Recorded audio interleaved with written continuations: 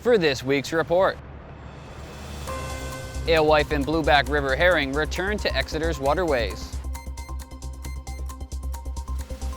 Exeter has a new fire chief in Justin Pizon. The Select Board hears siphon updates and Gaza resolution proposal. Parks and Rec gears up for a summer full of programs. Exeter to mark Memorial Day with ceremonies on Monday the 27th. And an update from the Exeter Public Library. For Exeter TV, I'm Bob Glowacki, and this is the Exeter Biweekly Report. Let's get started.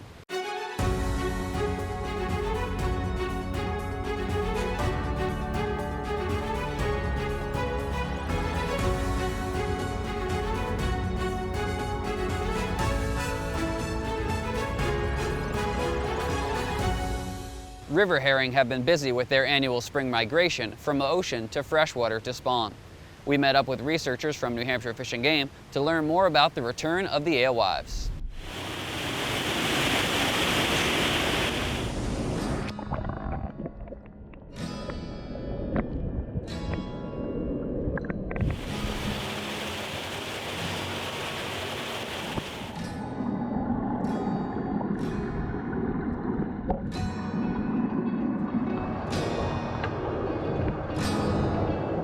149 river herring were hand-tossed up over the Pickpocket Dam into the Exeter River on their way upstream on May 16, 2024. Earlier in the day, we joined marine biologist Connor O'Donnell and other Fish and Game staff at the site of the former Great Dam downtown to learn more about how they're trying to better understand fish in our waterways. Fish and Game Department's been monitoring river herring runs on most of our coastal streams since the early 70s. That gives us returning numbers for each stream system, and today we were collecting biological samples. What that actually entails is taking fish scales. What we're able to do is clean those fish scales, and then under a microscope we will be able to age them. We'll be able to tell what species they were and how many times they've returned to spawn. So the whole purpose of doing that in each river is it gives us a species composition between either alewives and bluebacks, and then the age composition as they're coming back to return. And then we can also collect information on number of repeat spawners as well. While Connor said it was too early to say, most rivers in New Hampshire seem to be doing very well with large returns of herring. Helping Fish and Game this year is a new volunteer program aimed at increasing counting downtown. Staff from Fish and Game need to cover many rivers. This year, they're not alone. Individuals and groups were trained by Fish and Game staff how to conduct time counts to better improve the data used to calculate an accurate number for the annual run. So this year we're actually asking people to help us with time counts. Since there's no dam or fishway on the Exeter River, the way we actually enumerate the return is using time counts. So this year we've asked volunteers to help us conduct somewhere around 9 time counts a day. Where basically they're just standing on the bridge, looking down, counting river herring as they pass, and then those time count information can be expanded to give us an estimate for the whole return for the river. Also new to this year's herring run is the Conservation Commission's brand new underwater webcam.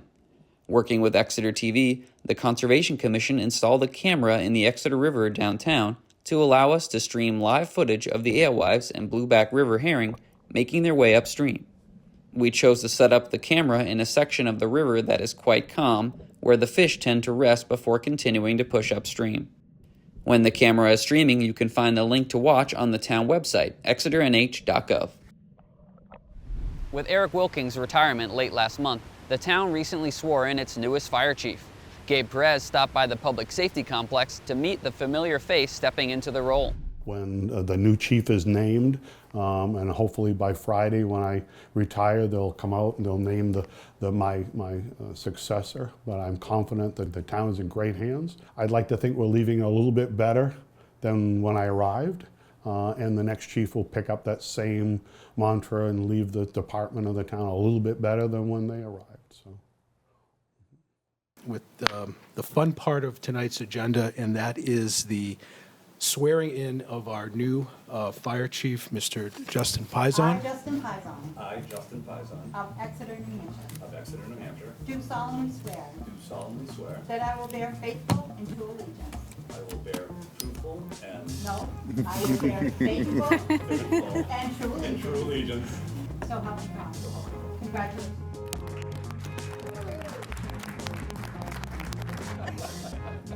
How does it feel becoming Exeter's newest fire chief? Rewarding already. I found the last 8.5 years working with Chief Wilking, I had a real opportunity to step up and be part of the leadership of this organization. And I'm grateful because I will admit it's been a pretty seamless transition for me going from assistant fire chief to fire chief because of the time and effort and patience Chief Wilking had with me. So it's been a really rewarding experience so far, for sure. I have had a focus on community involvement, and I believe for us it's one of the most important aspects of the fire service. I want to be out there, I want to be approachable, I want people to ask questions. A lot of what we found historically speaking, that when individuals, whether you're a citizen of Exeter or a visitor of the community, if a problem surfaces, we're usually their first phone call. And I want people to understand that it's absolutely the right thing to do. Because even if we don't have all the answers, there's probably a solid chance we will know who to call.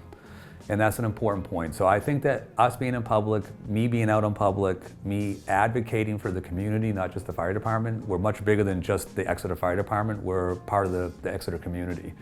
And it's partly our responsibility, along with the Emergency Management Director, to ensure that this community is safe, that we're inviting, and that we're approachable. And I think those are all things that we have started bringing to the community and that we'll only continue to do into the future. And that's going to range from, for example, this past week, we had individuals at the SST teaching CPR classes. We're at the YMCA doing an event, a Touch a Truck event, going to other areas to do the same events. Touch a Truck allows kids to ask questions, and it allows the parents to ask questions as well. Obviously, with the second fire station coming on, that's pretty exciting. So looking to the future, how we're going to manage that station, coming up with new response guidelines. You know, right now it's pretty easy. We respond to one fire station, but having more than one fire station will change how we operate on a day-to-day basis. All good problems. These are all good problems to have. This is positive growth, and this is going to be. There'll be some, I'm sure, ups and downs along the way, but this is going to be an exciting time for everybody from top to bottom. This is going to be a great time, great opportunity for us. The Select Board heard updates on the Swampscott Sewer Siphons project and a ceasefire Gaza resolution proposal at their May 13th meeting. Will Tapley has this recap from our Meeting Minute series. Welcome to your Meeting Minute for the Exeter Select Board's May 13th meeting. During proclamations and recognitions, the board recognized Water Sewer Utilities Clerk Desiree Murphy for receiving the DPW Employee of the Quarter Award. So on behalf of the Select Board, congratulations, Desiree. And I wanted to add that the Employee of the Quarter was created for the Public Works about 25 years ago. And it's always very exciting when we get to recognize those folks who work so hard. So congratulations, Desiree. They also declared the week of May 19th to the 25th as National Public Works Week in Exeter. As it is in the public interest for the citizens, civic leader, and children in Exeter to gain knowledge of and maintain an ongoing interest and understanding of the importance of public works and public works programs in their respective communities. Town engineer Paul Vlasich presented the current plan for moving forward with the sewer siphon project. There is a new game plan. And the game plan is going to start with a rock drill over on the mill side of the river. And they're going to drill down to that ledge knob that we already know there, and they're going to attempt to drill through that. And then they're going to put on the paddle bit, go through the 12-inch hole in the ledge, go all the way over to the Swayze Parkway side of the river. And then now we'll have connections on both sides of the river, which is real important because after that we'll put on the 18-inch reamer, bring it across the river, and enlarge the hole in the ledge knob to 18 inches, and after that pull the siphon pipe through. Dr. Krishma Manzoor and a group of concerned citizens presented a draft resolution to the Select Board concerning a ceasefire in Gaza. As residents of Exeter, we're writing to you to share a draft resolution calling on President Joe Biden and our federal representative delegation to facilitate an immediate and enduring ceasefire between Israel and Palestine. to facilitate the provision of life-saving humanitarian aid in Gaza, to call for the release of all hostages and all people unjustly held in Israel, Gaza, and the West Bank. That this is a community that's welcomed and has become part of a global network of people, both through the Academy and through its businesses and its research facilities. And I don't think this is strictly a question of what's happening to those poor people in Gaza or in Israel, the hostages. It's what we show our children that we care about. I am profoundly ashamed by what is being done in my name, in all Jewish people's names, and the conflation of Judaism with Israel that's happening right now is deeply shameful for me. We're here tonight as select board members, we're here as elected officials, but we're human beings too. And I think that we all feel, to some degree, pretty much what all of you have mentioned. While I find everything in your resolution to be something that I can support personally, as an elected official, our form of government is very specific that the highest body in the land of this town is the voters of this town. They're the legislative body. And something like this that has the potential for being something to be discussed should probably go to them. Ultimately, the board decided to continue this agenda item at their next meeting. To watch the full meeting, visit our Exeter TV YouTube page. The next select board meeting will be on Tuesday, May 28th, as the town offices will be closed on Monday, May 27th for Memorial Day. See you there. The Parks and Rec Department is ready for a summer full of programs. We took a trip over to the rec park to learn more. Hi everyone, this is David from the Exeter Parks and Rec Department. Down here at the Dan Healy Pool as we prepare for summer. We can't wait to have you all, and we'd like to just give you a few updates. First, as you might be able to tell, the pool house has had a brand new makeover thanks to the very helpful volunteers from Phillips Exeter Academy who joined us down here recently. Painted the pool a nice gray and athletic blue, as you can see. We'd like to thank you for all your dedication and help and support for the rec department this year. Our Parks Division has been hard at work at making other updates to the pool house, and we can't wait for you all to come down and enjoy them. The pool will be opening this year on June 8th, weekends only. It will be open 7 days a week starting June 17th. Please note that the pool will be closed on June 19th, as well as the 4th of July. However, we do have swim lessons still open for registration, and season pool pass registration is open as well. With summer, we have to also mention our Exeter Vibe Concerts series. That starts on June 20th. We have our concerts down at Swayze Parkway, as well as our concerts at Townhouse Common, and those are on Tuesdays and Thursday nights. Also in the summertime, we have our court sports happening. We have our lower and upper courts that are heavily used. We also have our court rules and policies and code of conduct posted down here at the courts as well. And we just ask everyone to please be mindful and respectful as the courts are available to everyone and they are here for everyone to enjoy. Thanks for all your time. We can't wait to see you down here at the rec park this summer. Thanks again for tuning in, and we can't wait to see you.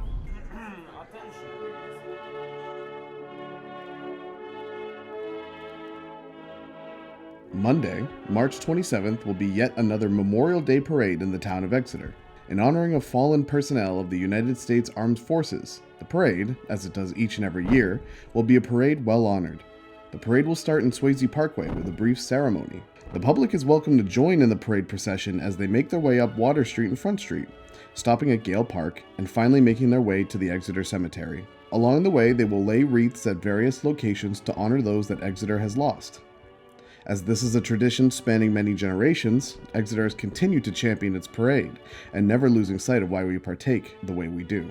Florence Ruffner, one of the parade organizers, explains why we do what we do and who we do it for. The whole purpose of the Memorial Day Parade is to honor people who are no longer with us. We'll continue to place, the wreath will go into the river to honor the lost at sea. And we do have the high school football players. Coach Ball has them come and they carry posters of the young men that were lost since 9/11 who graduated from Exeter High School. And it was an honor this year to be able to post all of their posters in the high school hallway, and they will permanently be there. So we never forget the fallen. Come join us at the parade this Monday, the 27th at 10 a.m. to remember the fallen. For more information about the event, you can visit our website at exeternh.gov. And finally, here's an update from the Exeter Public Library. Welcome back to another weekly update with the library. The library is hosting an introduction to the Gilman House by Dr. Edward Rowan on Friday, June 7th at 10 a.m. This will be a 30-minute presentation followed by an optional tour of the Gilman House. On Saturday, June 8th, the library has a live table read workshop for a one-act play, A Perfect Gentleman. The table reading will begin at 1:30 p.m. The library's summer Saturday hours will resume on June 15th, meaning on Saturdays the library will be open 9 a.m. to 1 p.m. Teen Summer Reading starts on Monday, June 17th. Teens can compete for prizes each Tuesday and earn raffle tickets by checking out items from the library. Special book groups will run all summer long, starting on June 26th. Check out the library's website for more information. Kids Summer Reading sign-ups start the first week of July. Check the Kids Room calendar for more details. Looking for something to do in the warmer weather? Come play games at the library like bridge, mahjong, and cribbage with any of our community groups, or grab a board game from the Library of Things to play at home or at the library. The library also shows movies every Tuesday at 1 p.m. And that's it from the library. We hope to see you soon. That does it for this week's report. Be sure to like, share, and subscribe to help us spread the word.